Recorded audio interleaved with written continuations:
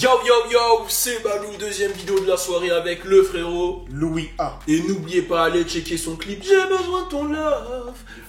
La vocalise, voilà, le clip est dispo. Voilà, je le mets en commentaire, en description, je le mets partout.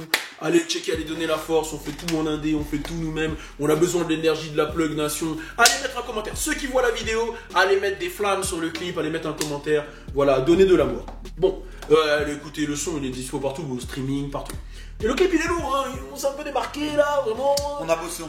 Il faut le dire. Voilà, faut le dire, ça fait quinqui, ça fait... Ah, j'adore. Bon, aujourd'hui on va parler de Trippie Redd. Restez connectés, grosse vidéo qui arrive. On est ensemble. Turn up. Tout est neuf. Tout est nueve. Tout est neuf. Bon, alors, on va pas se mentir qu'en ce moment, ça bouge beaucoup dans le game. Trippie Redd fait partie des mecs les plus prolifiques de ce game. Hein. Il envoie, Il faut le dire. Il envoie beaucoup de sons, beaucoup de projets, etc. Et il fait partie des mecs de la nouvelle génération qui sont parmi les leaders. Mais il est vraiment dans son style à lui, on va dire.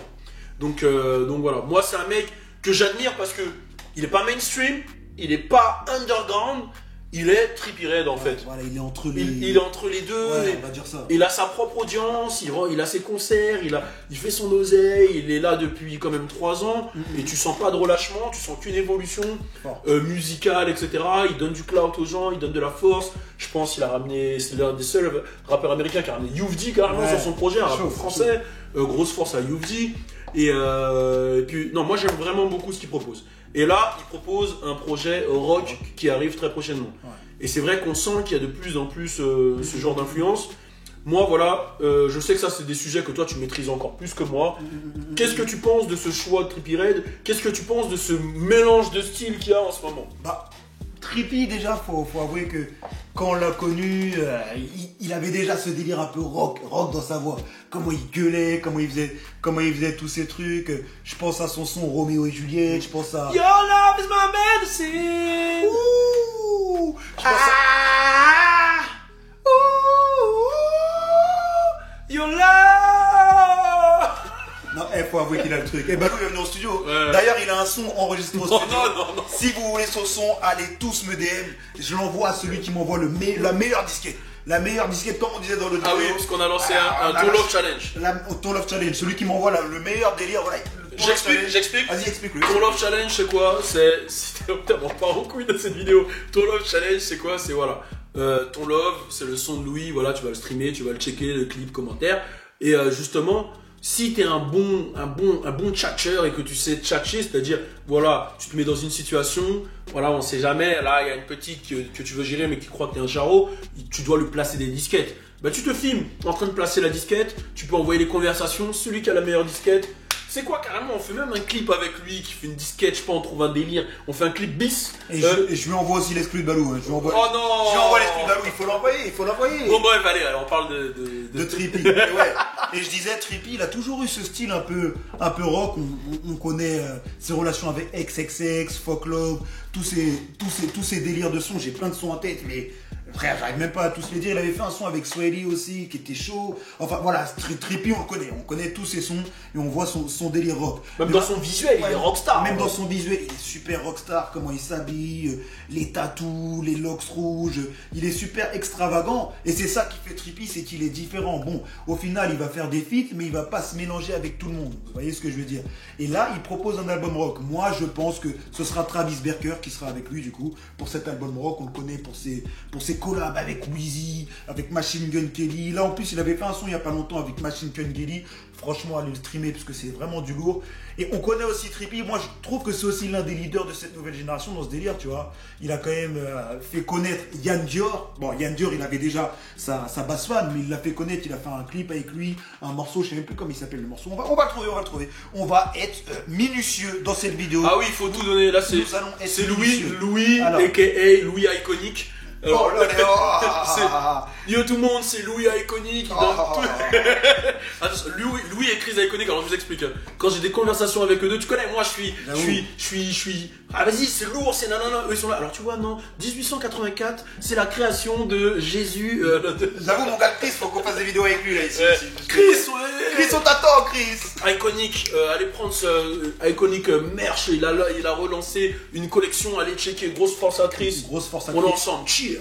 Et ouais, je disais du coup, tous ces mecs, Yann Dior, tu vois. Non, franchement, Trippy, moi je pense qu'il a vraiment son truc. Mais tu nous as couillé là, tu nous as pas dit c'est quoi Ah la ouais, le collab. son Gone Girl. Ouais, Gone Girl.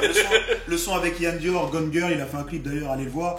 Et je trouve que Trippy, il a vraiment son truc, même dans ses visus, tous les visus qu'il a fait avec Cole Bennett, ces genres de, tu vois, les visus, comment on appelle ça, les visus qui Les répètent. visualiseurs là. Les visualiseurs qui répètent. En fait, Trippy, moi je trouve qu'il a vraiment son univers, tu vois. Le son qu'il a fait avec Travis Scott, il a réussi à amener Travis Scott dans son délire, qui s'est super bien implanté pour faire un putain de banger.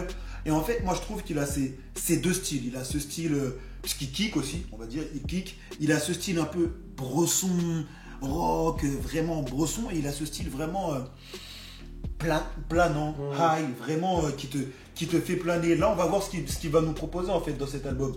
Dans quelle partie du truc il va aller. Faut avouer que dans son dernier projet, il a quand même sorti des bons sons qui peuvent on peut dire être classés dans le délire rock, tu vois, le Love Me More, tous ces trucs-là. Et moi je kiffe vraiment Trippy pour ces trucs-là, tu vois. Maintenant, on est obligé de parler du père, des parents, de ceux qui ont amené ce mélange rockstar et rap en fait. Ouais, faut dire que Wheezy, on peut dire que c'est celui qui a la Mais base tu sais quoi, de ça, tu sais quoi carrément, je vais te faire play. Je vais pas dire que c'est Wheezy en premier. Ouais. Je vais dire Pharrell. C'est vrai. Je vais dire c'est Pharrell Williams et N.E.R.D. Je vais leur donner. Mais Pharrell, ça restait quand même spé en fait. Ouais. Et Wheezy, il l'a popularisé en fait. Il a mis le délire rockstar, etc. Il avait même I'm Not a Human Being, etc. Je veux dire, Kanye aussi, il a ramené un délire rockstar. Mais peut-être Wheezy, il l'a ramené dans la performance, tu vois.